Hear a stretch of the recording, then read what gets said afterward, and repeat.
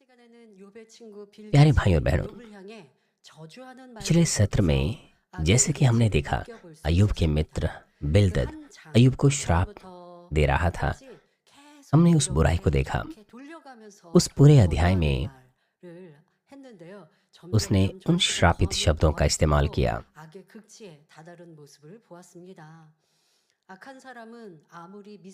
अगर हम बुरे व्यक्ति की बात करें तो चाहे उसके शब्दों का इस्तेमाल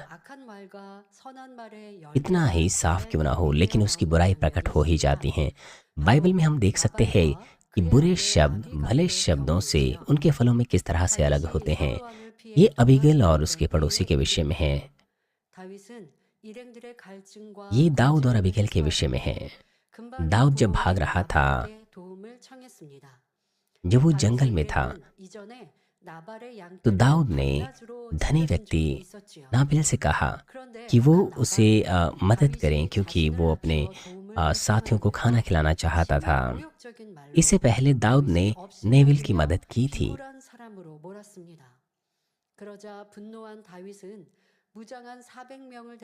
और परंतु अब जब दाऊद उसके पास मदद मांगने के लिए जाता है, तो वो दाऊद का तिरस्कार करता है। इस वजह से दाऊद उसे मार डालना चाहता था, उसके पूरे घराने को मार डालना चाहता था। और जब अबीगैल को यह पता चला, तो वो एक बुद्धिमान स्त्री थी। उसने बहुत सा भोजन तैयार किया और गधे पर लादकर वो दाऊद के पास चल चल दी। और यहाँ पर सबसे अधिक दाऊद को भोजन की आवश्यकता थी, इसीलिए अबीगैल ने जल्दी जल्दी उनके लिए भोजन तैयार किया। और दाऊद से मिलकर अबीगैल ने भूमि पर उसके पांव पर दंडवत करते हुए दीन स्वभाव के साथ उसने दाऊद के सामने क्षमा की याचना की। और फिर बुद्धिमान शब्दों के साथ उसने दाऊद की अच्छी अच्छी बातों के लिए उसे सराहा और उसके क्रोध को ठंडा किया। और साथ ही बुद्धिमानी के साथ उसने दाऊद को यह भी कहा कि अगर दाऊद उस व्यक्ति को मार डालेगा तो परमेश्वर प्रसन्न नहीं होगा। जब दाऊद ने अबीगैल की क्षमा याचना को सुना, तब दाऊद ने कहा, इज़राइल का परमेश्वर यहोवा धन्य है, जिसने आज के दिन मुझसे भेंट करने के लिए तुझे भेजा है। और तेरा विवेक धन्य है, तू आप ही धन्य है कि तूने मुझे आज के दिन खून करने और अपना पलटा लेने से रोक लिया है। अबीगैल ने दाऊद के क्रोध को ठंडा किया, और वो जब घर आई तो उसने देखा कि नाबिल राजा के समान समारोह कर रहा है, खा पी रहा है, भोज कर रहा है। और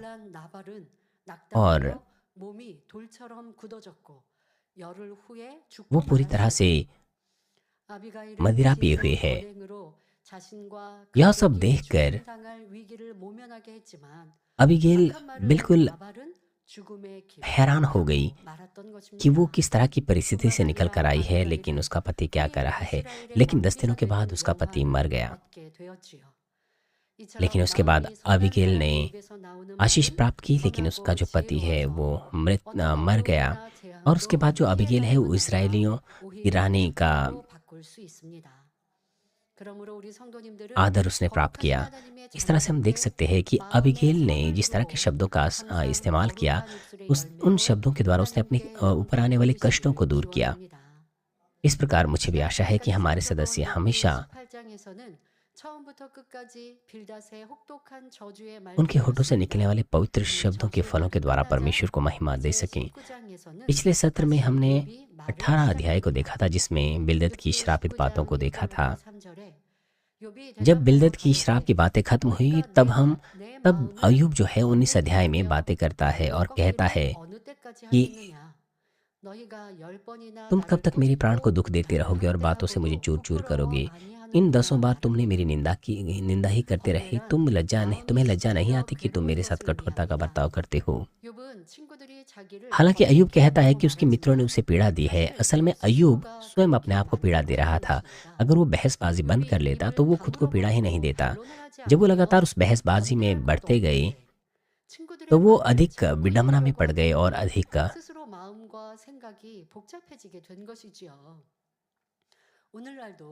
मुश्किलों का सामना करने लग गए। आज लोग दूसरों पर टिप्पणी करते हैं,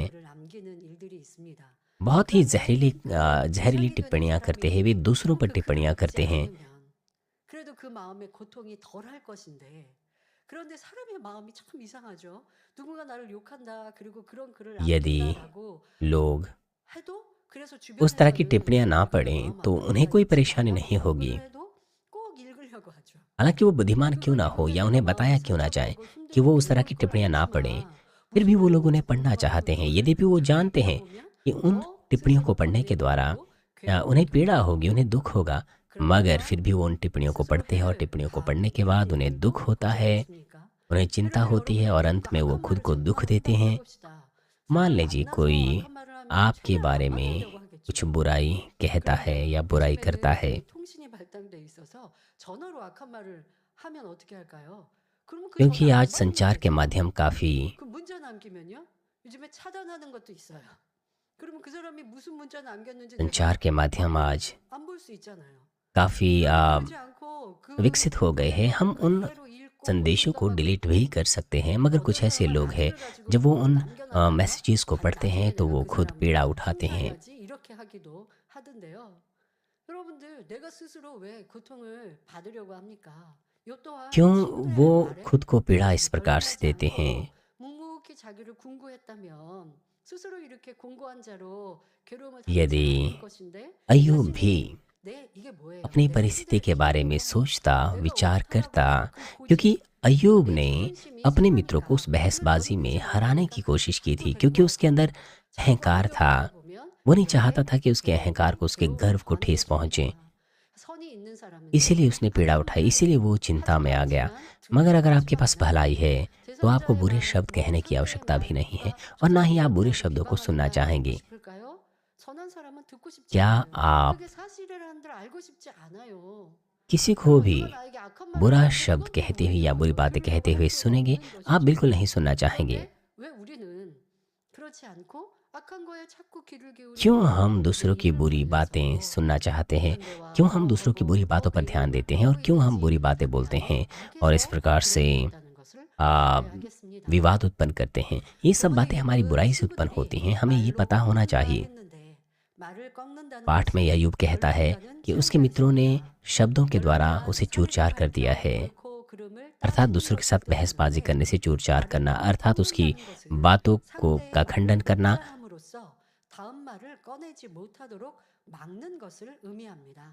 उसे पूरी तरह से रद्द 지금까지 कर लेना। 욥이 말을 하기가 अभी 무섭게 तक 친구들은 जब भी 그 अय्यूब 말을 कुछ कह 꺾기 रहा था, 위해 उसके मित्र 더 उसके शब्दों 많은 को 기구를 चूर-चार कर 들어 रहे थे, 지적하고 उसे 저주하며 डांट रहे थे, 욥의 उसे 말을 묵살해 और भी दृष्टांतों के 놓습니다. साथ श्रापित कर 이는 रहे थे, 사람 वे उसकी 사이에 बातों को रद्द 변론이 कर रहे थे। 일어나면서 ये तब हो सकता 감정이 है जब दोनों 격해졌을 व्यक्तियों 때 की 볼 수 있는 दुर्भावनाएं एक 현상입니다. दूसरे के साथ बहसबाजी 하나님은 करते 이 हुए 사람이나 गहरा 믿지 जाती हैं। 않는 वो 사람이나 परमेश्वर पर विश्वास करें या 상대방이 ना 악한 करें, 말을 जब 했을 किसी 때 को लगता है 자기 कि दूसरे 생각에 व्यक्ति की 맞지 बातें उनके 않으면 विचारों के 그 अनुसार 말을 नहीं हैं, 꺾기 위해 तो 또 फिर 다른 वो 말을 दूसरों 찾는 की 것을 볼 수 있습니다. बातों को ढूंढकर उन्हें 이렇게 चूर चूर करना 상대의 말을 चाहते हैं। 꺾는 것은 वे उनकी बातों को 그를 चूर चूर 이해시킬 करना 수 चाहते हैं 없거나 क्योंकि वे 이해시킬 उसे 마음이 समझाने के योग्य 없기 नहीं हैं, 때문입니다. ना ही उनके अंदर 예를 वैसा करने 들어 की इच्छा 회의 होती है। 석상이나 उदाहरण के 대화의 लिए, 자리에서 जब वो कोई 누군가 मीटिंग करते 질문을 할 हैं, 때 कोई बात 그에게 कोई कोई 이해할 आपस 수 में 있도록 वार्तालाप करते 설명해 हैं, 주어야 하는데 तो जब कोई प्रश्न पूछता है तो 감학적인 उन्हें उसे 말로 더 이상 समझाने 나서지 के लिए 못하도록 आ, 하는 경우가 उन्हें 있습니다. उसकी मदद करने के 보통 लिए 이 उन्हें 사람이 समझाना 잘 पड़ता है, 살았는데 이러하면 लेकिन 상대방은 질문을 했다가 ऐसा करने के लिए वो अपनी 그냥 आवाज़ ऊंची कर 앞으로 देते हैं ताकि 넘어가는데 वो 말을 और अधिक 하다가 प्रश्न ना पूछें। 우리가 회의가 आमतौर पर जो 끝나면 ऊंचे 그러죠. पद पर लोग 그 होते 자리에 हैं, 대해서 얘기해 주세요. आ, 의견을 내세요. जब भी 꼭 हम 그런 마음으로 जब भी हम 얘기했는데 मीटिंग करते 그 हैं, 회의를 कभी 중간에 कभार 누가 कुछ लोग कहते 오해를 हैं कि 한다든가 어떤 사람이 무시하는 말을 한다든가 그런 말 필요 없는 말 쓸데없는 말이라고 하면 말을 했던 사람이 얼마나 민망해집니까? 이런 것들을 말을 꺾는다고 하죠. 꼭 여러분들의 가정에서도 이런 모습은 있지 않았는지 मेरा मतलब है ये 살펴보십시오. आपके परिवार 여러분의 में भी हो 자녀들이 सकता है। 부끄러운 말을 하거나 उदाहरण के लिए, 아니면 जो 엄마 बच्चे हैं 아빠에게 부탁을 वो 했는데 कुछ अजीब बात कर 부모님이 सकते 감정이 हैं, 이미 वो 상해 अपने 있는 माता पिता 상태예요. से 예를 들어 पूछते हैं, 부부싸움을 한 상태인데 아이들이 그런 말을 하거나 엉뚱한 행동을 해요. 그럴 जब 때 उनके 야 너 숙제했어? जब 라고 उनके माता पिता की 아이가 भावनाओं 뭔가 को 더 ठेस 이상 할 पहुंचती 수 है, 없도록 말을 해버리면 그 아이가 주눅이 들죠. तो 방으로 들어가죠. 그다음에는 부모님과 소통하는 것을 मेरा 꺼리게 मतलब है जब माता 만들죠. पिता की भावनाओं को ठेस 여러분들이 पहुंचती 사람과의 है 사이에서 और 그리하지 जब 않았는지 बच्चे कुछ 여러분들이 अजीब सी बात 대화를 करते 하다가 हैं 조금 तो जो माता पिता 정신이 है उन्हें 놓인 것 डांटते हैं 같으니까 상대의 तो जो 허물을 बच्चे हैं वो अपने 발견해서 कमरे में चले 상대방이 जाते हैं, वो निराश 감정하는지 हो जाते हैं, 어떻게 उदास हो जाते हैं। हमें अपने 하는지를 आप को जांचना 읽어보실 चाहिए 때 कि 이거는 कहीं हमने तो 상대가 ऐसा नहीं किया है। 이러이러하다라는 욥의 표현에서 우리 자신도 돌아보아야 하겠습니다. 이렇게 상대를 무시하거나 말을 꺾어버리면 상대로 하여금 더욱 반발하게 만들 뿐입니다. जब उन्होंने 그러므로 उसे 말을 अनदेखा 꺾는 किया, उसके 것을 शब्दों को 옳지 चूर चार किया, 않은데요. 어떻게 इससे 되는지 उन्होंने उसके 사랑과 अंदर 복으로써 और अधिक विरोध 상대를 को उत्पन्न किया। 이해시킬 수 हमें 있도록 दूसरों के शब्दों को 노력해야 चूर-चार नहीं करना 하겠습니다. चाहिए, बल्कि हमें दूसरों 하나님께서는 को 사람의 किसी न 마음을 किसी 다 तरह से समझने की 아심으로 कोशिश करनी चाहिए, 욥과 친구들을 क्योंकि परमेश्वर 통하여 मनुष्य के हृदय को अंदर से 휘둘려져 बाहर 있는 जानता है। 악을 계속하여 उसने 끄집어내고 निरंतर 계십니다. अय्यूब और अय्यूब के मित्रों 이를 के हृदय 통해 में 우리 उस 자신을 बुराई को 발견하여 लगातार प्रकट होने 변화되기를 दिया। उसकी वजह 원하시기 यह थी कि 때문입니다. परमेश्वर चाहता 오늘 था कि 이유는 वो अपने आप को ढूंढे, 너희가 열 जांचे और 번이나 बदल दें। 나를 꾸짖고 पाठ में 나를 कहता है कि 회개하고도 अय्यूब 부끄러워 इस पाठ में अय्यूब कहता 아니하느냐라고 है कि 했는데 10 बार तुमने 여기서 열 번이란 꼭 수를 세어 열 번을 가리키는 것은 कि 10 बार 아닙니다. तुम लोगों ने मेरी निंदा की 욥의 है। 친구들이 그만큼 तुम्हें लज्जा 여러 नहीं आती 차례 कि तुम मेरे साथ 욥을 कठोरता का 학대했다는 बर्ताव करते हो। 것이지요. यहाँ पर अय्यूब का कहने का 나는 मतलब यह 계속 नहीं था कि 10 बार उन्होंने 참고 उसकी 또 निंदा की, 참아왔는데 बल्कि 너희는 거듭 나를 अय्यूब का कहने का मतलब 학대하고도 यह है 부끄러워하지 कि 않는구나. 나는 잘못이 없음에도 하나님께서 तुम 이렇게 만들어 बार बार 놓으셔서 मेरी निंदा करते हो। 병들고 상처투성이인데 너희들은 나를 혹독히 और आगे अय्यूब 꾸짖어왔으니 कहता है कि मान 양심이 लिया कि 있으면 मुझसे भूल होगी 똑똑히 तो भी वह 생각해라.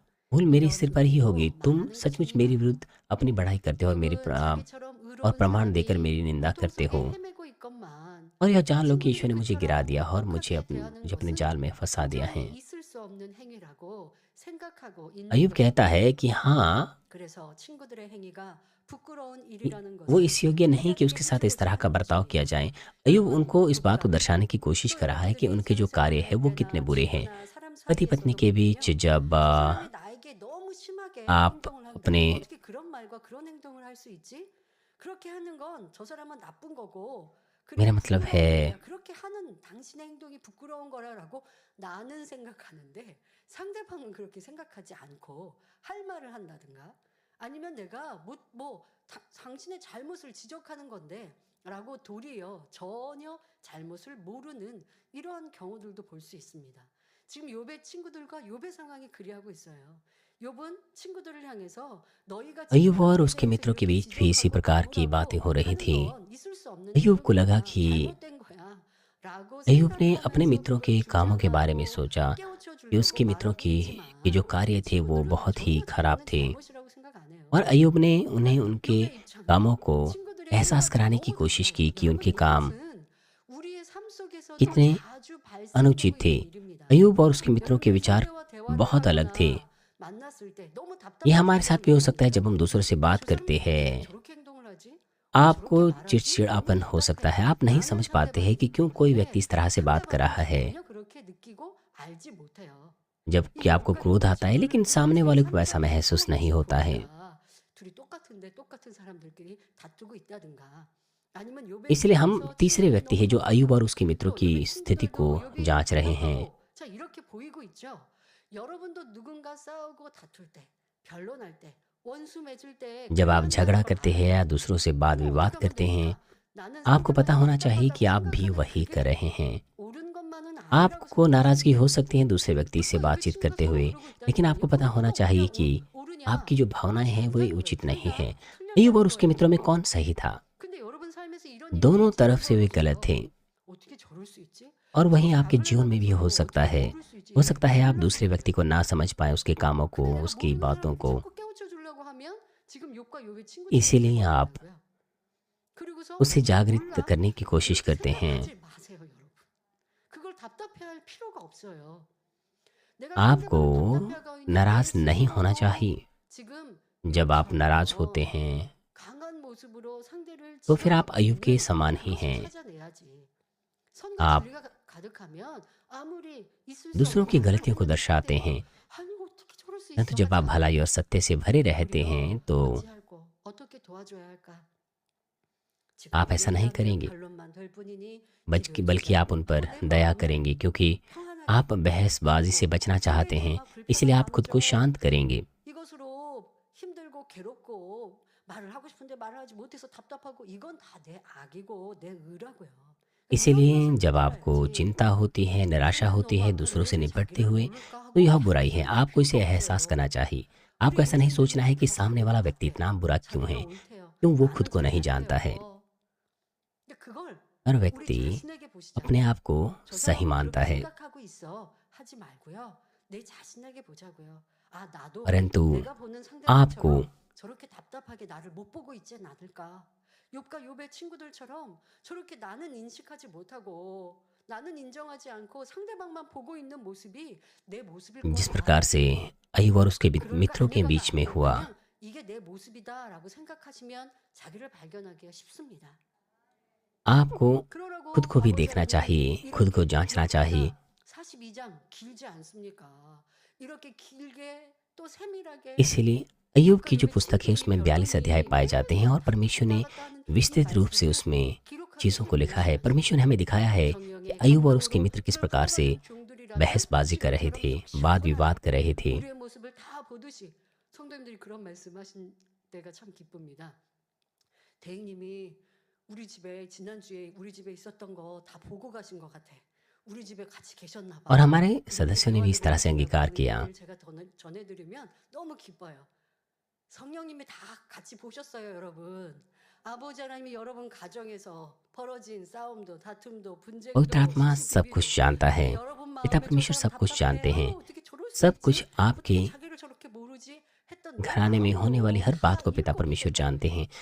हर बात आप बोलते हैं, 그리고 परमेश्वर सब 이 कुछ जानता है। 말씀을 통해 परमेश्वर आपके हृदय को 성령님께서 भी 다 जानता है 여러분에게 깨우쳐 주시는 것이고 और इस वचन के द्वारा पवित्र 성령님께서 आत्मा 은혜 आपको 주시니 संदेश दे 참 रहे हैं। पवित्र 감사한 आत्मा आपको 일이죠. जागृत कर 제가 할 रहे 수 हैं, 있는 게 क्योंकि 아니라 पवित्र आत्मा आपको अनुग्रह 성령님이 देते हैं। 그렇게 저를 हमें कितना अधिक 보도록 धन्यवादी होना 나에게 चाहिए। 은혜를 주고 बात यह 계시고 नहीं कि काम 또 कौन कर रहा है, 우리에게 लेकिन पवित्र 그렇게 आत्मा जो सब 이렇게 कुछ जानता है वो 해주십니다. आपको अनुग्रह देता है। 욥과 욥의 친구는 서로 상대방을 इस तरह से 답답하다고 परमेश्वर ने 말을 अय्यूब की 했는데 पुस्तक 아무리 को 그렇게 말해도 अभिलिखित किया है। 모르니까 अय्यूब और उसके 우리가 मित्र एक 나를 दूसरे से नाराज थे, 답답하게 모르고 निराश थे। 있구나라는 것을 깨닫는 우리가 हमें 되어져야겠습니다. यह भी एहसास करना 자, चाहिए। 욥은 욥의 친구들에게 너는 악하다, 있을 수 없다. 그러니 너 스스로를 좀 부끄럽게 생각해라라고 अय्यूब अपने मित्रों को 말하고 बुरा कह रहा 있습니다. था, 물론 कह रहा 욥이 था कि 스스로 उन्हें खुद पर 생각하는 शर्म 것처럼 आनी चाहिए। 아무런 흠이 없는 의인은 아닙니다. 지금까지 욥이 쏟아낸 비진리의 बेशक 말들을 अय्यूब 증거한 것처럼 कोई 욥은 धर्मी व्यक्ति नहीं 비난받을 था 만한 이유가 있을 जिसमें 수 कोई दोष 없고 धब्बा ना हो, 그렇습니다. जैसे कि वो खुद को मानता था। 그런데 아직 자신의 악을 깨닫지 कारण थे 못하고 उसके कि वो 나는 आजमाइशों से 선하고 गुजरा, 의로운 मगर फिर भी अपनी 사람이야라고 बुराई को 자기를 एहसास ना 생각하고 करते 있지요. हुए अय्यूब अपने 이러한 आप को 욥의 केवल भला और 입장에서는 धर्मी समझता था। 자기보다 जहाँ तक 허물만 अय्यूब की 많은 बात है, 친구들이 오히려 उसके 욥을 मित्रों के 때리는 अपराध 자만이 그 जो कि 말을 अय्यूब से 자체가 ज्यादा थे, वो 부끄러운 गंभीरता से 일이라고 अय्यूब को डांट 말하는 रहे थे। यह 것입니다. अपने आप में बहुत 그러나 शर्म 욥의 की बात है। 친구들은 मगर 감정에 फिर भी जब वो 격동되어 अय्यूब को 욥을 डांट रहे 책망하면서도 थे अपनी दुर्भावनाओं 자기들이 से, वो भी अपने आप को सही 자기는 समझ रहे थे और 정말 अय्यूब को 다르다고 गलत। 생각하기 때문에 부끄러움을 느끼지 못합니다. इसीलिए उन्हें 이처럼 사람이 को बिल्कुल भी 교만하고 शर्म नहीं 스스로 आई। 부끄러운 일을 इस तरह से हम देख 하면서도 सकते हैं कि अगर 깨닫지 कोई व्यक्ति अहंकारी 못하고 होता है तो 본인은 यदि वो कोई 흠없다고 शर्मनाक काम क्यों ना करे, वो 말하면서 एहसास ही नहीं 이를 करता। 열심히 वो दूसरों 지적하면서도 के 스스로 말씀 안에 वो 사는 दूसरों की 성격도 गलतियों को अपने 선하고 अहंकार के 의로운 चलते 것처럼 दर्शाने से नहीं हिचकिचाता और उसे लगता है कि वो एक अच्छे 참으로 संसार में जी 선하고 रहा है 의로운 और वो 사람은 धर्मी व्यक्ति हैं। 상대의 허물을 लेकिन जो सचमुच 보아도 अच्छे और धर्मी लोग होते हैं, 무시하며 तो जब वो दूसरों के 어떠하지 अपराधों को देखते हैं 않습니다. तो वो डांटते नहीं, उसे चूर चूर 예수님께서는 नहीं करते, ना 빚을 उसे 팔아넘는 नज़रअंदाज करते हैं। 여러분 यहाँ तक कि यहूदा 입장으로 इस्करियोती जो यीशु को 책망하지 बेचने पर था, 않으시고 हमारे 조심스럽게 यीशु ने 깨우침을 सीधे रूप से उसे नहीं 주셨습니다. डांटा, बल्कि 끝까지 सावधानी से 그의 उसे 곁에 두시고 अ, 다른 जागृत करने की 자들과 कोशिश की, 똑같이 अंत तक उस पर 대하시며 दृष्टि की। 어찌하든 यीशु ने 그가 회개할 수 बराबरी 있도록 से 계속 기회를 उसके साथ 주셨습니다. व्यवहार किया और उसे अवसर दिए। 하나님께서도 성도들의 허물을 알게 अगर हम 되셨으니 सीने पास्टर की भी बात करें, 직접적으로 지적하기보다는 जब उन्हें पता चला 거기서 말씀으로 अपने सदस्यों के 깨우쳐 अपराधों का, 주셨습니다. तो उन्होंने सीधे रूप से, 굉장히 성품상 स्पष्ट रूप से उन्हें नहीं डांटा, 성도의 बल्कि 잘못을 बेदी से 지적하는 자체가 अस्पष्ट या 민망하고 अप्रत्यक्ष रूप से 괴로운 उन्हें 일이기 때문입니다. चिताया। 또한 और हृदय में 성도를 सीने पास्टर को 지적했을 때 그가 उनके प्रति 회개하고 दुख होता था। 회개하면 축복이지만 जब वो 서운해하거나 불순종한다면 그에 따른 सीनियर 연단이 पास्टर के 있을 डांटे 것이기 जाने के 때문에 बाद अगर कोई 더더욱 व्यक्ति उन 조심하실 बातों को 것입니다. माने तो वह उनके लिए 사도 바울도 आशीषें होंगी, 고린도후서 लेकिन अगर वो 10장 ऐसा ना 1절에 करे तो आजमाइशें आएंगी। इसी वजह से 그를 सीनियर पास्टर और 대면하며 भी सावधान रहा करते थे। 얼굴을 맞대면 इसलिए प्रेरित पौलुस भी कहता है 있으면 दूसरे 담대한 कुरिन्थियों 나 10 में, 바울은 मैं वही पौलुस जो 이제 तुम्हारे सामने 그리스도의 दीन हूँ, परंतु 온유와 पीठ 관용으로 पीछे 친히 너희를 तुम्हारी ओर 권하고라고 साहस करता हूँ कि 말씀하셨습니다. तुमको 무슨 मसीह की 말씀일까요? नम्रता, 성도를 직접 कोमलता का 대할 कारण 때 समझता हूँ। 무례하게 지적하지 못하는데 편지로 쓸 इसकी 때는 वजह क्या है? 어휘를 꾸짖고 जब 권면할 수 पौलुस 있었던 것이죠. विश्वासियों से मिलता था, वो प्रत्यक्ष रूप 이처럼 से उन्हें 의로운 डांट नहीं सकता 사람이라도 था, लेकिन वो 상대의 उनके लिए पत्र 잘못을 지적하는 लिखता था 것을 और 민망히 उन 여기기 पत्रों के 때문이죠. माध्यम से उसे उन्हें 더구나 여러 समझाता 번 था, 지적하는 일은 쉽지 않은 क्योंकि 것입니다. पौलुस के लिए ये 욥도 आसान नहीं था कि 평소에 बार बार 의로운 उन्हें 마음이 डांटे, 있었기에 क्योंकि 자신이 अय्यूब का 행하는 हृदय धर्मी 의로운 था। 일을 상대방이 행하지 못하면 그를 इसलिए 권면했습니다. जब वो दूसरों को देखता था 그러나 कि वो धर्म का 상대가 काम नहीं 그것을 कर रहा है, तो 인정하지 않을 때는 आ, 민망히 여기는 마음이었지요. अय्यूब उन्हें 그렇게 दर्शाता था, 욥이 उन्हें 진술할 때 아무 잘못도 없는 자기를 계속 और अय्यूब 지적하며 को उनके 꺾고 लिए 있으면서도 दुख होता 민망해하거나 था। 부끄러워할 줄도 और अब जब 모릅니다. अय्यूब अपने मित्रों की 그래서 गलतियों को दर्शा रहा है, तो 잘못한 사람을 꾸짖는 것도 उसके मित्रों 민망함인데 को 아무 잘못도 없는 나를 उसके मित्रों को 더구나 बिल्कुल 악한 भी 너희들이 उनकी 꾸짖는 बातों 것이 पर, 말이 되겠느냐라고 말하는 것입니다. अपनी कही 사랑하는 हुई बातों पर 성도님들은 उनको 이런 कोई भी 모습이 내 안에 दुख 있지 नहीं हो रहा है। 않는지 상대방의 허물 티가 मुझे आशा है कि 볼까봐 आप भी खुद को 지난 시간에도 जांचें कि 말씀드렸지만 कहीं 그거는 आपने भी ऐसा तो नहीं 불법이에요. किया है। 그리고 그것을 지적하지 않으면 내가 이게 좀 쑤셔서 어쩔 줄 모르고 꼭 지적해줘야 되고 말을 जब 들어야 आप दूसरों की 된다라는 गलतियां नहीं 생각은 दर्शाते हैं, 내 눈에 튀는 보지 못하고 있는 모습은 아닌가 살펴야 मेरा 합니다. मतलब है आप सह नहीं पाते 세상은 हैं। 어떠합니까? 주로 आप 관용, दूसरों की 자기가 गलतियों को 욕심을 दर्शाना 부린다는 चाहते 표시, हैं, 이 लेकिन 말씀할 आपको 때 अपनी आंख का लट्ठा 나는 पहले 뭔가 देखना 있는 चाहिए। 걸 막 ये 찾으려고 संसार 열심히 बुरा है। 합니다. अंत के समय में लोग दूसरों के अंदर दोष को ढूंढना चाहते हैं। 하나님을 믿는 신앙인들이 그래야 यहाँ तक कि मसीह लोग, 되겠죠. यहाँ तक कि परमेश्वर के 여러분의 विश्वासी, 사회든 어디에서든 उन्हें 누구를 ऐसा नहीं करना चाहिए। 찾으려고 하고 보려고 하고 그걸 들추려고 하는 이런 संसार में 모습이라면 लोग दूसरों की 성경에서 गलतियां ढूंढना चाहते हैं। 내가 남을 험담하면 나도 हमें बाइबल से उत्तर ढूंढना चाहिए। 더더욱 जब हम दूसरों की बुराई करते हैं, 나를 용서하지 않으신다면 우리는 तो फिर हमारी भी 이길 수 있겠습니다. बुराई की जाती है दूसरों के 그리고 द्वारा। 사실 내가 상대에 대하여 용서하고 안 할 권한이 있지 않는 일들이 참 많죠. 상대가 나에게 और 실례를 범하고 दूसरे व्यक्ति को क्षमा 잘못했다면 करने या ना 용서하고 क्षमा करने का 하고 अधिकार 안 하고 हमारे पास 권한이 नहीं है। 있는데 그렇지 않은 그냥 상대의 허물에 대하여 내가 용서하고 안 하고 화를 내고 하지 않고 할 문제가 हमारे पास अधिकार नहीं है। 세상은 그러한 일들에 분노하고 परंतु 내가 해를 당한 것처럼 하지 않습니까?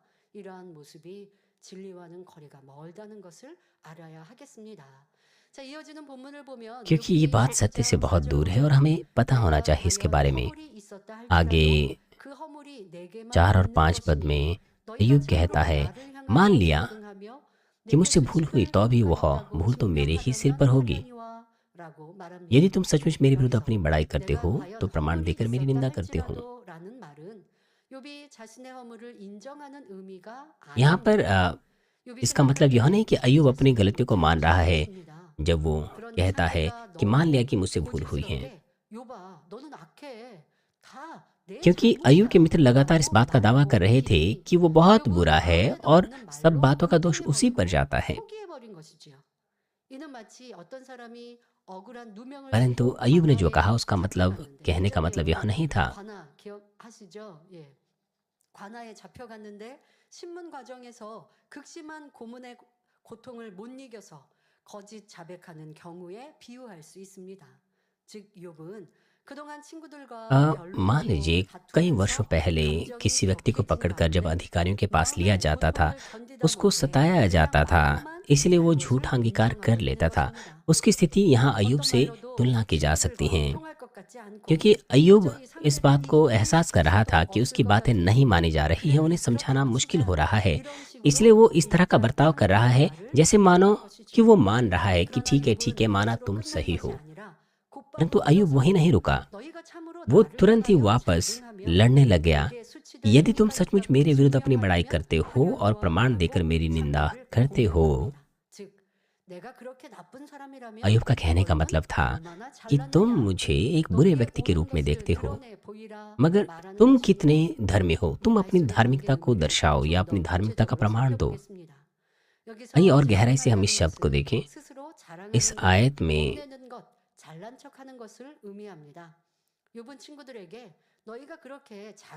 अर्थात अय्यूब अपने मित्रों को कह रहा था, यदि तुम लोग इतने धर्मी हो कि तुम अपनी बड़ाई करते हो और यदि मैं श्राप के योग्य हूँ जैसे कि तुम दर्शाते हो, तो तुम अपनी धार्मिकता का प्रमाण दो और मेरी निंदा का प्रमाण दो।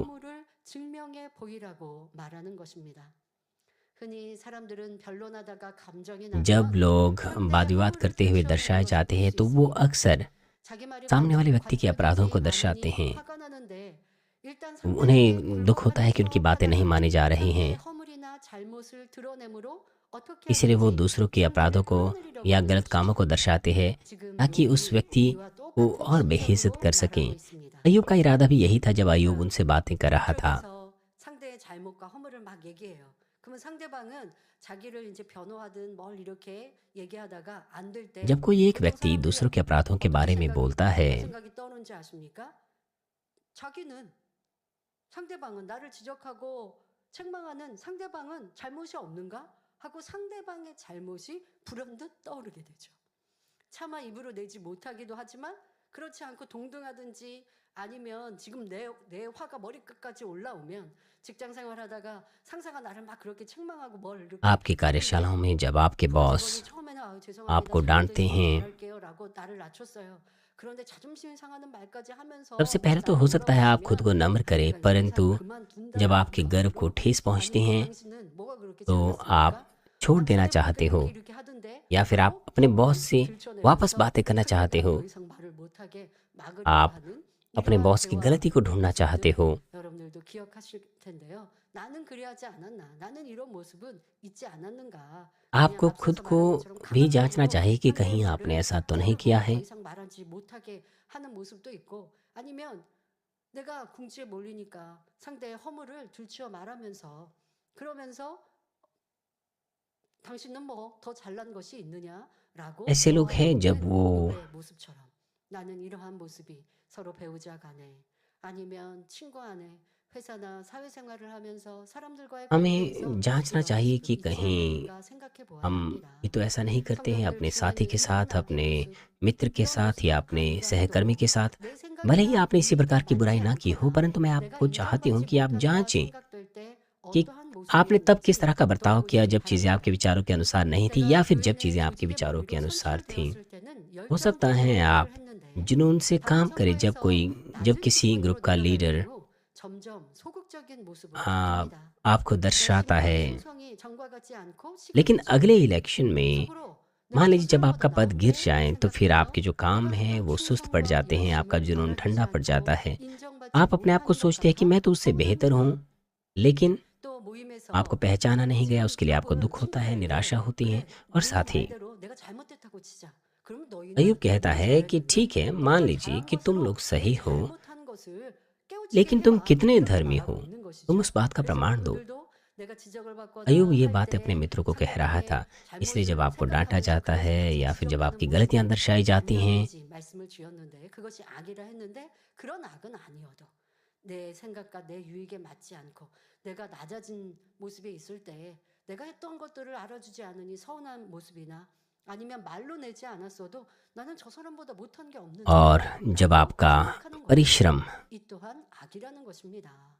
또 स्वीकारा 모임에서 नहीं जाता 자신의 या 의견이 पहचाना नहीं 경청되지 जाता, 않을 때 어디 잘 और साथ ही 되는지 जब आपकी 보자 राय 하고 किसी 뒤에서 संगति 반박하고 में ग्रहण 협박하지 नहीं 않는 की 모습 जाती, 이는 하나님께서 아주 싫어하시는 악임을 तो फिर आपको यह 말하는 सोचकर आश्चर्य होता है, आप 뿐만 सोचते हैं कि 아니라 मैं भी देखता हूँ कि वो 우리 कितना 뒤에서 अच्छा 상대의 करेंगे। 허물을 तो 들추어 आपको पता होना चाहिए कि यह बुराई है जिसे परमेश्वर घृणा करता है। और साथ ही अगर किसी से आप वापस बात करते हैं और उसके अपराधों को दूसरों के साथ बांटते हैं तो यह बुराई पर बुराई है। इसमें कोई आश्चर्य नहीं कि शत्रु दूसरे से आनंदित होगा। ऐसा करने के द्वारा 스스로 증명하는 것입니다. 그러므로 이러한 악은 금식하고 불같이 इसलिए आपका जो आपकी जो 기도해서 मेहनत है, जो 거듭나가는 परिश्रम है, वो परमेश्वर के राज्य के लिए इसलिए नहीं कि लोग देखें उसे। इसलिए इस तरह की बुराई को आपको अपने हृदय से प्रार्थनाओं के द्वारा दूर करना है। लेकिन अगर आप इस तरह से परिश्रम ना करें और ये सोचे कि ये मैंने तो किसी का नुकसान नहीं किया है, ये तो कोई बड़ी बात नहीं है, इसका मतलब यह है कि आपकी बुराई आप में ही बनी रहेगी। इसका मतलब है कि आप उस गंदी और बुरी बुराई को हमेशा अपने अंदर रखना चाहते हैं। आपको ऐसा लग सकता है कि अय्यूब और उसके मित्र तो बहुत ही बुरे थे, जो एक दूसरे को तुच्छ दिखा रहे थे, एक दूसरे को श्रापित कर रहे थे, और आपको ऐसा लग सकता है कि आप तो ऐसा नहीं कर रहे हैं। परंतु जब आप खुद को उस समान स्थिति में देखते हैं, मेरा मतलब है भले ही आप प्रत्यक्ष रूप से इस तरह की श्रापित बातें नहीं कहते हों, मगर इस तरह की बातें आपके हृदय में हो सकती हैं। 아유 내가 저 사람보다 못한 게 뭐 있다고 한다든가 아니면 뒤에서 허물을 전하거나 하는 모습 또한 이것은 더 큰 악이죠. 이러한 악은 우리가 이 더러운 비질리 똥보다 더 냄새 나는 이 इस 추한 तरह की 것을 बुराई। 내가 항상 호주머니에 넣고 다닌다면 얼마나 악취가 나겠습니까? 그러니 입을 벌려 말하면 मेरा मतलब है इस तरह की बुराई अगर हमेशा आप अपने साथ रखें तो यह कितनी बदबूदार होगी। आप हमेशा कुड़कुड़ाते हैं, आप हमेशा ऐसी बातें कहते हैं जिसमें विश्वास की कमी पाई जाती है, शत्रु दुष्ट की जाल में आप फंस जाते हैं। आप शत्रु दुष्ट और शैतान को आप पर दोष लगाने का अवसर देते हैं। इसलिए आपको हर प्रकार की बुराई को दूर करना चाहिए। आप ऐसा कह सकते हैं कि वो तो बहुत बुरा है लेकिन मैं नहीं हूँ, परंतु 라고 했던 모습들도 한도 상대의 허물이 떠오르고 그것을 생각하면서 자기는 뭐 잘했다고 나한테 이렇게 지적하는가 했던 모습들은 있지 않았는가. यदि आपको याद आता है कि आपने दूसरों के विरुद्ध कुड़कुड़ाया है, 이어지는 본문을 보면 दूसरों की गलतियां दर्शाई हैं, आपको इस तरह की बुराई को निकाल फेंकना चाहिए। 돌리고 있습니다. 욥기 19장 6절에 하나님이 나를 आगे की आयत में अय्यूब एक बार फिर से परमेश्वर पर दोष देता है। उसके ऊपर जो परिस्थिति आई है, लिखा है, तो यह जान लो कि ईश्वर ने मुझे गिरा दिया है और मुझे अपने जाल में फंसा दिया है। ये आयत दर्शाती है कि अय्यूब जो है वो हिम्मत हार चुका है और 굴복할 수밖에 없다는 뜻입니다. अब वो कुछ नहीं कर सकता है। अर्थात 하나님이 나를 이렇게 만드셨기 때문에 나는 अय्यूब का कहने का मतलब है कि परमेश्वर ने दबाव करके 라며 하나님을 혹독히 उससे समर्पण करा दिया है। 들어가고 있습니다. अर्थात क्योंकि परमेश्वर ने मुझे इस स्थिति में लाया है इसलिए तुम लोग मेरे साथ इस तरह का व्यवहार कर रहे हो। हमें खुद को परमेश्वर को समर्पण करना चाहिए, लेकिन इस तरह से नहीं जैसे अय्यूब ने किया। अय्यूब डरता था कि कहीं परमेश्वर उसका न्याय ना करे अगर वो वचन के अनुसार ना जिए तो। इसीलिए उसके ऊपर एक प्रकार का उसे दबाव लगता था। हमें परमेश्वर का भय मानना चाहिए, परमेश्वर से प्रेम करना चाहिए। क्योंकि हम परमेश्वर से प्रेम करते हैं, उसका भय मानते हैं, इसलिए हम खुद को परमेश्वर के सामने समर्पित करते हैं, उसकी आज्ञा का पालन करते हैं, उसके सामने खुद को समर्पित करते हैं। हमें परमेश्वर की आज्ञा का पालन करना चाहिए अपनी स्वतंत्र इच्छा से। पिता परमेश्वर ऐसी सच्ची संतान चाहते हैं, इसलिए पिता परमेश्वर उसे आजमाइशों से ले जा रहे थे। अय्यूब परमेश्वर का भय मानता था, वो इसलिए क्योंकि वो डरता था। परमेश्वर उसे सिद्ध प्रेम नहीं मानते हैं। परमेश्वर चाहते थे कि वो परमेश्वर का प्रेम महसूस करें। इसीलिए जब वो इन मुश्किलों से, इन पीड़ाओं से गुजर रहा था, परमेश्वर, मेरा मतलब है, मान लीजिए कि अगर माता पिता अपने बच्चों को डांटते हैं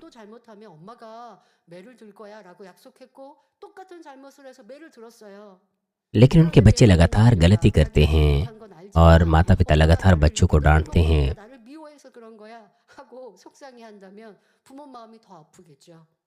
मान लीजिए जो बच्चे हैं वो इस तरह से कहने लगे कि आप मुझे डांट रहे हो क्योंकि आप मुझसे बैर रखते हो, मुझसे नफरत करते हो।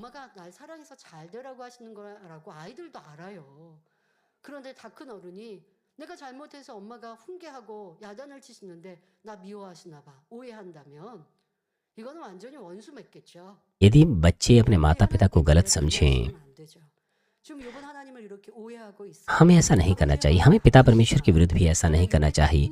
अय्यूब के पास भी इस तरह की गलतफहमी परमेश्वर के विरुद्ध हो चुकी थी, क्योंकि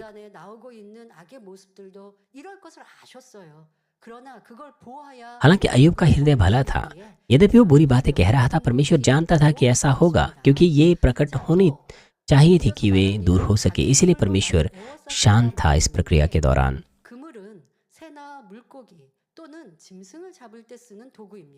और साथ ही अय्यूब ये भी बताता है कि परमेश्वर ने उसे जाल में फंसा लिया है। जाल एक उपकरण होता है जिससे आप पक्षियों को, मछलियों को पकड़ते हैं। अर्थात अय्यूब कहता है कि अय्यूब ने उसे पकड़ने के लिए जाल में फंसा दिया है। वो अपने आप को सही ठहराने की कोशिश कर रहा था। ये अय्यूब की अपनी बुराई थी जिसकी वजह से वो जाल में फंस गया था। ये आज उन लोगों के जैसे है जो खुद को कानून में फंसा देते हैं और अपने ऊपर विपत्ति लाते हैं। उदाहरण के लिए मान लीजिए कुछ लोगों का दिवालिया हो जाता है या अपनी गलती से उनके साथ लूटपाट होती है, लेकिन उनमें से बहुत से दूसरों पर दोष लगाते हैं या वातावरण पर। और कुछ तो ऐसे हैं जो वचन के अनुसार तक नहीं जीते, फिर भी कुड़कुड़ाते हैं कि परमेश्वर आप मुझे क्यों पीड़ा दे रहे हो।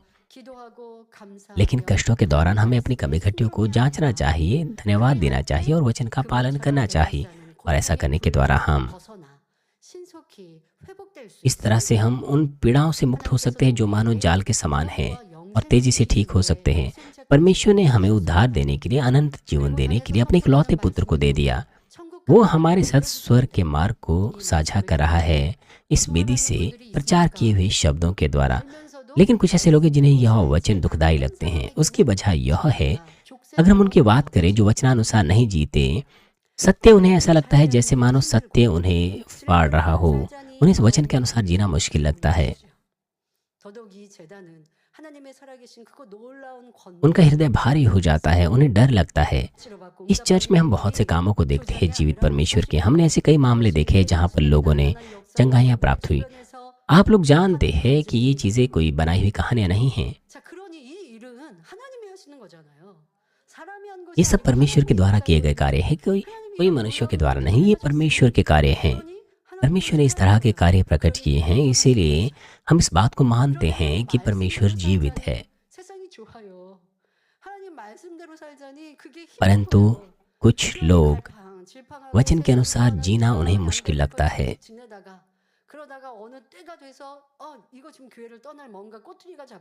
इसीलिए वो एक पाँव चर्च में रखते हैं, दूसरा पाँव संसार में।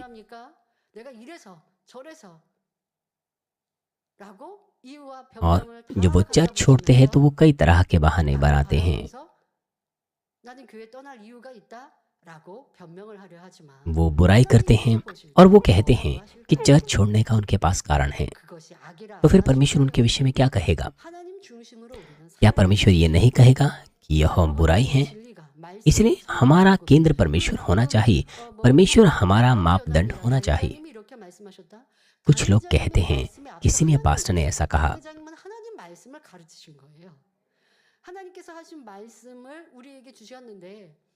सीनियर पास्टर ने परमेश्वर के वचन का प्रचार किया। सीनियर पास्टर ने परमेश्वर के वचन का प्रचार किया।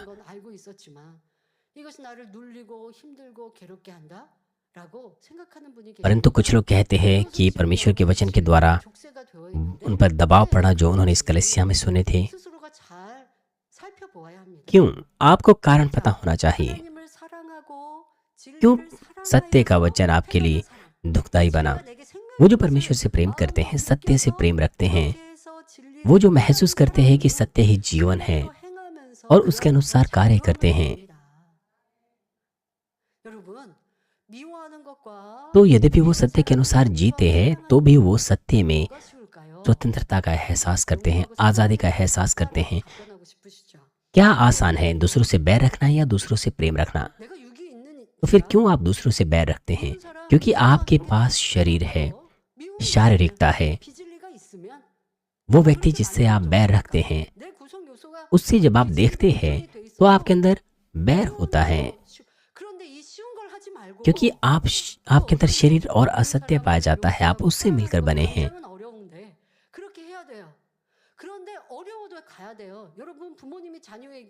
यद्यपि सत्य के अनुसार जीना आपको मुश्किल लगता है, मगर फिर भी आगे बढ़ते रहना है।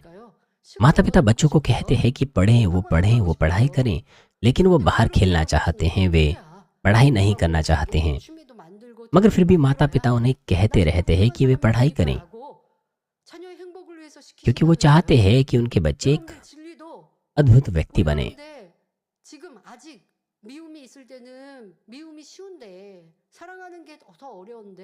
हमारे अंदर बुराई होती है, दूसरों से प्रेम रखना मुश्किल होता है, मगर फिर भी परमेश्वर हमसे कहता है कि हम दूसरों से प्रेम रखें।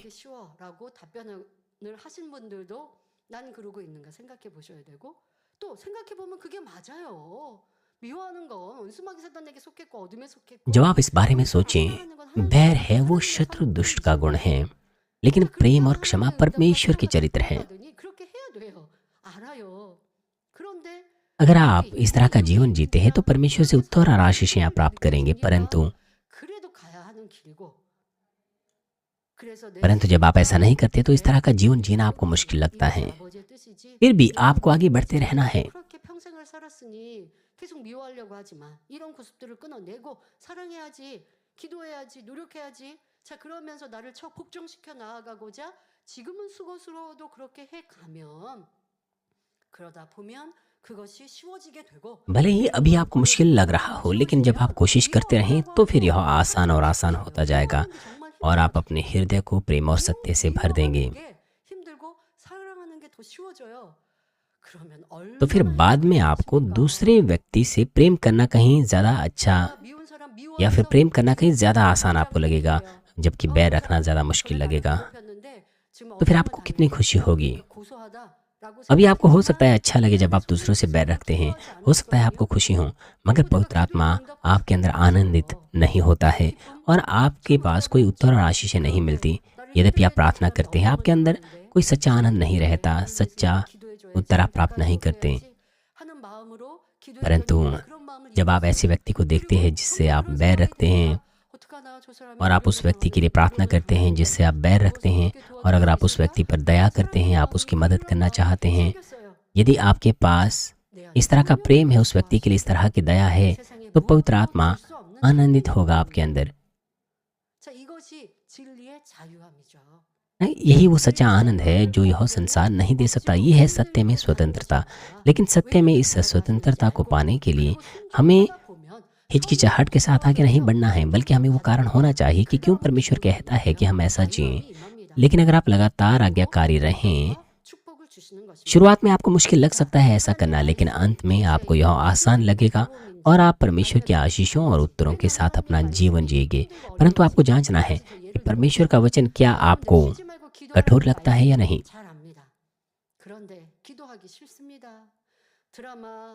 उदाहरण के लिए मान लीजिए आपने वचन को सीखा, सुना, आप निरंतर प्रार्थना करते हैं, लेकिन आपको प्रार्थना करना महसूस नहीं होता। आपको लगता है कि कंप्यूटर गेम खेलना, ड्रामा देखना वो कहीं ज़्यादा अच्छा है। और साथ ही जब आप ज़्यादा काम करते हैं, आप थकावट से भर जाते हैं, आप प्रार्थना नहीं करते। यद्यपि आपको पता है कि आपको प्रार्थना करना चाहिए, लेकिन जब आप प्रार्थना करते हैं तो आपको अच्छा नहीं लगता, बल्कि सोना आपको ज़्यादा आनंदित लगता है। आपको असुविधाजनक महसूस होता है। आपको साथ ही क्या परमेश्वर के सामने हियाव से नहीं भरे, आपको असुविधाजनक महसूस होता है।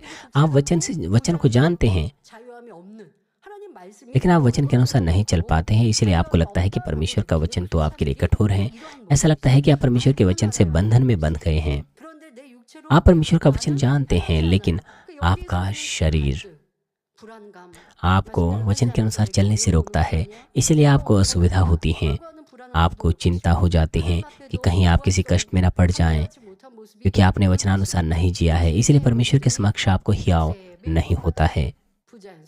ऐसा लगता है कि आप जो है आपको कोई स्वतंत्रता नहीं है, आप इसमें बंध गए हैं।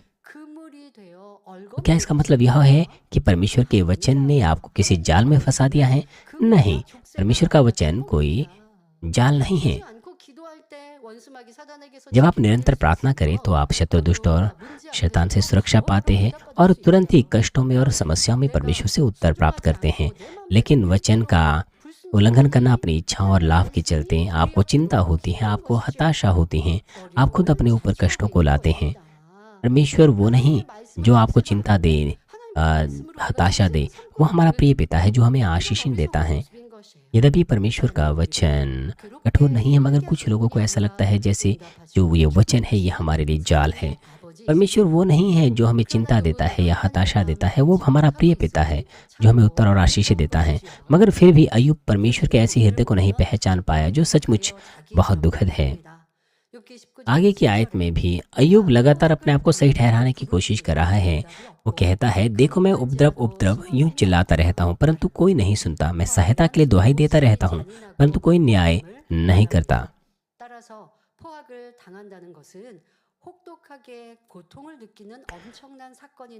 जब कोई व्यक्ति उपद्रव का सामना करता है, इसका मतलब यह है कि वो बहुत बुरी परिस्थिति से गुजर रहा है। और यह कहना कि परंतु कोई न्याय नहीं करता है, अय्यूब का कहने का मतलब है कि वो एक अन्यायिक स्थिति से गुजर रहा है, मगर कोई भी ऐसा नहीं जो उसकी सुनता हो और उसे उसका समाधान देता हो।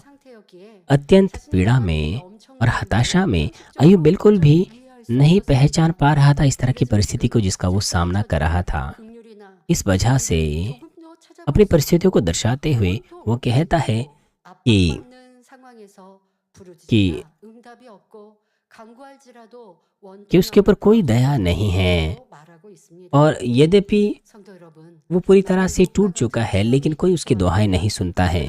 प्यारे भाई और बहनों, अगर आप भी अय्यूब के समान करते हैं तो आप में से ऐसे कितने हैं जो परमेश्वर को नाराज नहीं करेंगे इस तरह की बातों से। इस कलीसिया के पूरे इतिहास में ऐसे बहुत से लोग हैं जो सत्य को जानने का दावा करते थे, लेकिन परीक्षाओं के दौरान उन्होंने परमेश्वर को नाराज किया और चर्च को छोड़ के चले गए।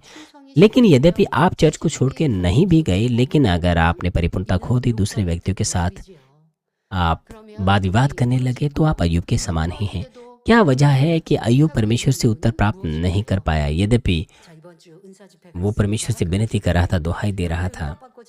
इस आने वाले शुक्रवार को हमारे पास चंगाई सभा है। अगर आप परमेश्वर से उत्तर पाना चाहते हैं तो मुझे आशा है कि आप इस संदेश को अपने हृदय में रखें और वचन के अनुसार पालन करें, तो आप उससे उत्तर और आशीषें प्राप्त करेंगे। जब आप खुद को कष्ट में पाते हैं तो आप परमेश्वर को पुकारते हैं, मगर फिर भी आप उत्तर और आशीष नहीं पाते, तो आपको कारण ढूंढना है और उन कारणों को सुधारना है और आप उसे आशीष प्राप्त करेंगे। अय्यूब सटीक रूप से सत्य को नहीं जानता था, ना खुद को ठीक से जानता था। बाइबल हमें विस्तार पूर्वक बताती है कि क्यों कोई उत्तर प्राप्त नहीं करता, क्यों कोई समस्या का समाधान प्राप्त नहीं करता। यशायाह 1 अध्याय 15 से 17 में लिखा है, जब तुम मेरी ओर हाथ फैलाओ तब मैं तुमसे मुंह फेर लूंगा। तुम कितनी ही प्रार्थना क्यों ना करो तो भी मैं तुम्हारी ना सुनूंगा, क्योंकि तुम्हारे हाथ खून से भरे हैं। अपने को धोकर पवित्र करो, मेरी आंखों के सामने से अपने बुरे कामों को दूर करो। भविष्य में बुराई करना छोड़ दो, भलाई करना सीखो, यत्न से न्याय करो, उपद्रवी को सुधारो, अनाथ का न्याय चुकाओ, विधवा का मुकदमा लड़ो। अर्थात क्या वजह है कि परमेश्वर हमें उत्तर नहीं देता बल्कि अपना मुख हमसे फेर लेता है? वो यह क्योंकि हम बुराई करते हैं, हम भलाई नहीं करते। और साथ ही यशायाह 59 अध्याय 1 से 3 पद में हम देखते हैं, सुनो, यहोवा का हाथ ऐसा छोटा नहीं हो गया कि उद्धार न कर सकें, ना वह ऐसा बहरा हो गया है कि सुन ना सकें। परंतु तुम्हारे अधर्म के कामों ने तुमको तुम्हारे परमेश्वर से अलग कर दिया है और तुम्हारे पापों के कारण उसका मुख तुमसे ऐसा छिपा है कि वह नहीं सुनता। क्योंकि तुम्हारे हाथ हत्या से और तुम्हारी उंगलियां अधर्म के कामों से अपवित्र हो गई हैं और तुम्हारे मुंह से तो झूठ और तुम्हारी जीभ से कुटिल बातें निकलती हैं। ये आयतें साफ कर देती है इस बात को कि अगर हम परमेश्वर से उत्तर प्राप्त नहीं कर रहे, यद्यपि हम प्रार्थना करते हैं, तो वो इसीलिए क्योंकि हमारे पास पाप की दीवार है। इसलिए परमेश्वर हमारी समस्या को ही नहीं बता रहा बल्कि उसका समाधान भी हमें देता है। जैसे कि भजन संहिता 1:18 में लिखा है कि आओ हम आपस में वाद विवाद करें, तुम्हारे पाप चाहे कितने ही काले रंग के क्यों ना हो, वे बर्फ के समान श्वेत हो जाएंगे। अर्थात अगर हम वचन के अनुसार चले तो परमेश्वर हमसे प्रतिज्ञा करता है कि वो ना केवल हमारे पापों को क्षमा करेगा बल्कि वो हमें आशीष भी देगा। इसलिए आपको अपने पापों का अंगीकार परमेश्वर के समक्ष करना है। आपको परमेश्वर को कहना चाहिए सटीक रूप से कि किस तरह के पाप आपने किए हैं, कि मैं नहीं जानता था कि मैं ये पाप कर रहा हूँ, मैं सुन पड़ गया था इस पाप के चलते।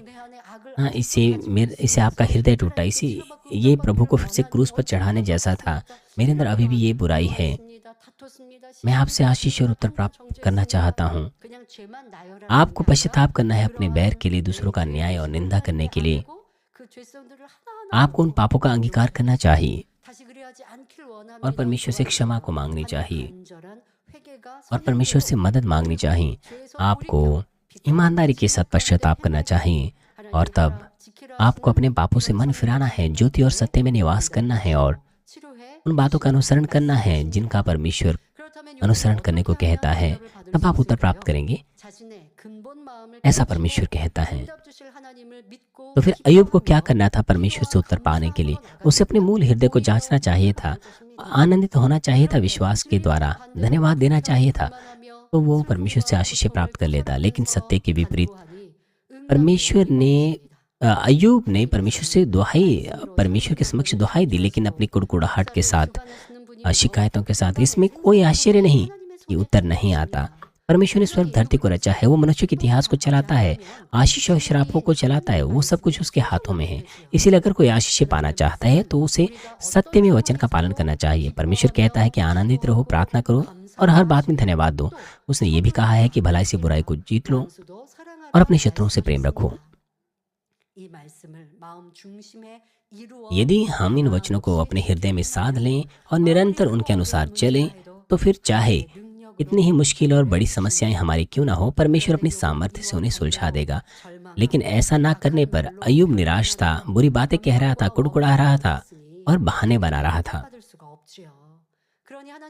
इसलिए इसमें कोई आश्चर्य नहीं था कि परमेश्वर ने उसे उत्तर नहीं दिया। इसलिए अय्यूब का न्याय करने के लिए परमेश्वर केवल उसकी प्रतीक्षा कर रहा था कि वो सत्य से जागृत हो। भजन संहिता 66:18 में लिखा है, यदि मैं अपने मन में अनर्थ बात सोचता तो प्रभु मेरी ना सुनता। हमें ये पता होना चाहिए कि अगर हमारे पाप की दीवार अभी तक नहीं टूटी हैं, तो कितना ही हम परमेश्वर को क्यों ना पुकारें, हमारी प्रार्थनाएं नहीं सुनी जाएगी। क्योंकि शत्रु दुष्ट और शैतान हमारी प्रार्थनाओं में हवा में हस्तक्षेप करता है, वो प्रार्थनाएं परमेश्वर के सिंहासन तक नहीं पहुंचती हैं। और ये आत्मिक संसार का नियम भी है। इसीलिए मुझे आशा है कि आप सभी लोग इस संदेश को अपने जीवन में लागू करें और इस तरह के प्रश्नों का उत्तर ढूंढें कि क्यों परीक्षा और कलेश मेरे जीवन में आए हैं, क्यों प्रार्थना के बावजूद भी मैं समृद्ध नहीं हूँ, क्यों मुझ में बीमारी लगी है और कैसे मैं अपनी समस्या को सुलझा सकता हूँ। और अभी जो 5 दिन बचे हैं, मुझे आशा है कि आप अपनी कमी घटियों को जांचें, ढूंढें, निरंतर पश्चाताप करें और अपने मार्गों से मन फिराएं। तो फिर आप परमेश्वर से बड़े उत्तर और आशीषें प्राप्त करेंगे। आइए मैं इस संदेश का सारांश आपको दूंगी। प्रिय भाई और बहनों, हमने देखा कि अय्यूब किस तरह से उसने अपने मित्रों को डांटा और किस तरह से उसने परमेश्वर को गलत समझा।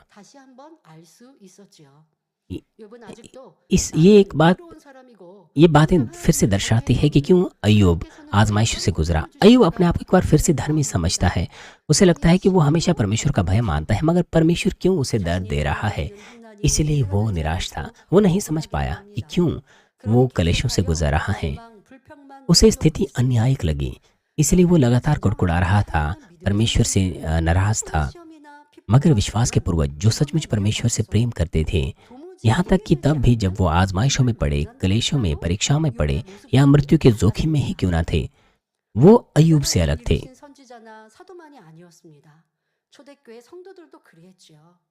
सिर्फ आप प्रेरित ही नहीं थे, नबी ही नहीं, बल्कि शुरुआती कलीसियाओं के सदस्य भी प्रभु में अपने विश्वास के चलते उन्हें कलेशों से, दुखों से गुजरना पड़ा।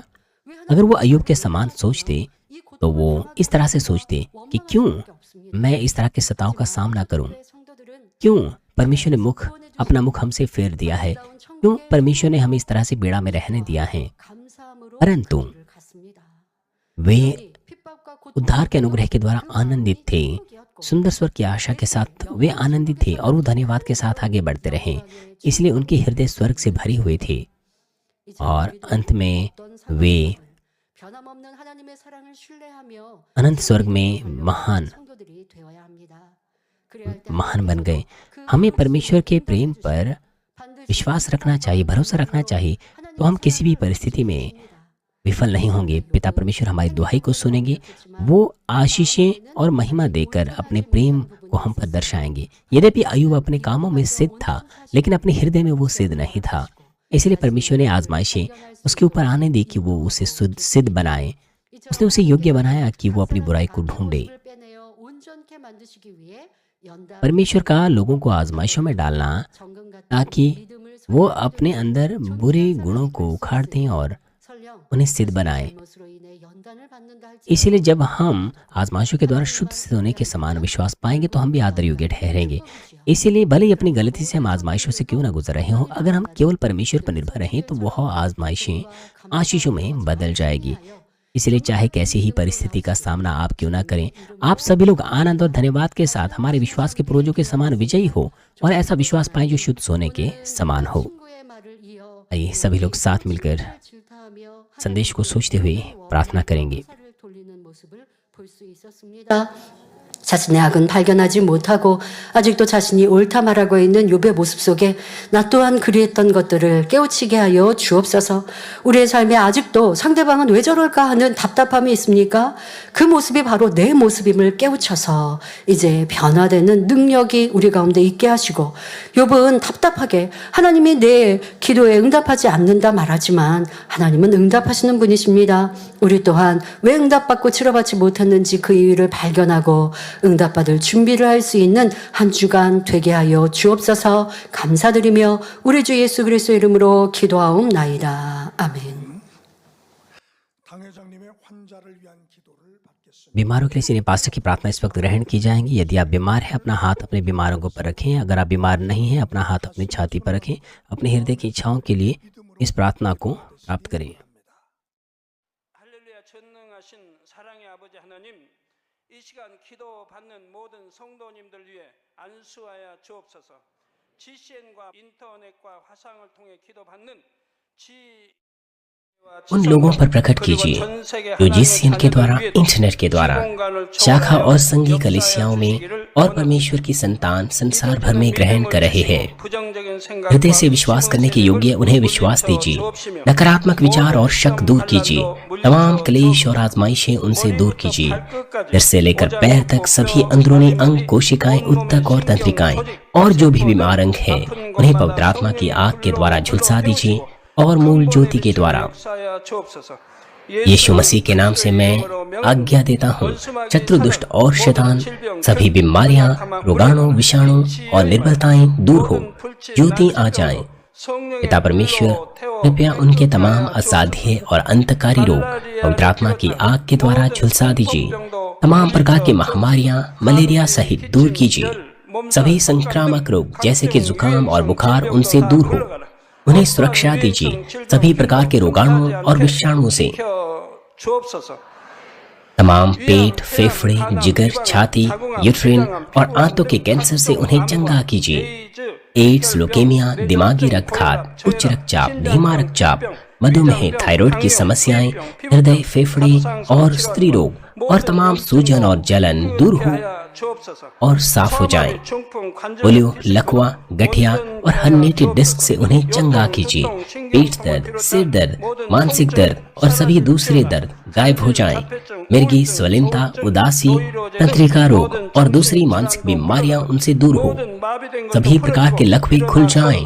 उठें, चलें और कूदें। आंखें सामान्य देखने लगे, कान सामान्य सुनने लगे, अंधे देखने लगे, बहरे सुनने लगे और गूंगे बोलने लग जाएं। उन्हें तमाम प्रकार के दुर्घटना के दुष्प्रभाव से चंगा कीजिए। उनकी टूटी हड्डियां जोड़ दीजिए। उन्हें जलन से ठीक कीजिए। जलन और दहन संवेदना उनसे दूर हो। पिता, कोई दाग वहां न रह जाए। सभी प्रकार की नशे की लत से, जहर पदार्थ और उनके इस्तेमाल से साफ हो जाओ। मृतक कोशिकाओं, तंत्रिकाओं को फिर से जला दीजिए। मृतकों को जला दीजिए। उन्हें गर्भधारण की आशीष दीजिए। आप गर्भधारण की आशीष प्राप्त करने पाएं। यीशु मसीह के नाम से मैं आज्ञा देता हूँ, शत्रु, दुष्ट और शैतान, हवाओं के सामर्थ्य के शासक, स्वर्गीय स्थानों की बुराई की सेनाएं और उनके दास दूर हो। पूरी अशुद्ध, झूठी, धोखे की और अलग करने वाली आत्माएं और अंधकार के तमाम बल दूर हो। दुष्टता के तमाम बंधन खुल जाएं। अंधकार दूर हो, ज्योति आ जाए। पिता परमेश्वर, उन्हें ताकत दीजिए कि वे प्रार्थनाओं में पुकारें। पापों को दूर करने की उन्हें सामर्थ्य दीजिए और वो पवित्र होने पाए। जब उनका प्राण समृद्ध होता है, सब बातों में वे भले चंगे रहें और उनके परिवारों में भी सुसमाचार का प्रचार किया जाए। उन्हें तमाम दुर्घटना और विपत्तियों से पूरे सप्ताह भर सुरक्षा दीजिए और आशीष दीजिए कि एक समृद्ध जीवन बिना समस्या के वे जी सकें। पवित्र आत्मा के अग्निमय बाड़े में स्वर्गीय सेना स्वर्गदूतों और अपनी धधकती आंखों के द्वारा अपने सभी बच्चों को, उनके घर, कार्यशालाओं और व्यापारों को सुरक्षा दीजिए। विद्यार्थियों को बुद्धि और समझ दीजिए। जोश और जुनून मेहनत से पढ़ाई करने के लिए उन्हें दीजिए। कृपया उनका हृदय और मन संसारिक चीजों से बचाएं और वो परमेश्वर को और भी अधिक जुनून के साथ प्रेम करने पाएं। चाहे आपके बच्चे खाएं, पिएं या जो कुछ भी करें, इन सब में वो अपना जीवन पिता परमेश्वर आपको महिमा देते हुए जीने पाएं। वे जीवित परमेश्वर की गवाही ये कहकर देने पाएं कि मैं परमेश्वर से मिला हूँ, मैंने परमेश्वर का अनुभव किया है, उससे उत्तर और आशीषें प्राप्त किए हैं। पिता परमेश्वर आपका धन्यवाद। सारी महिमा केवल आपको मिले। हमारे प्रभु यीशु मसीह के नाम से मैं प्रार्थना करता हूँ, आमीन।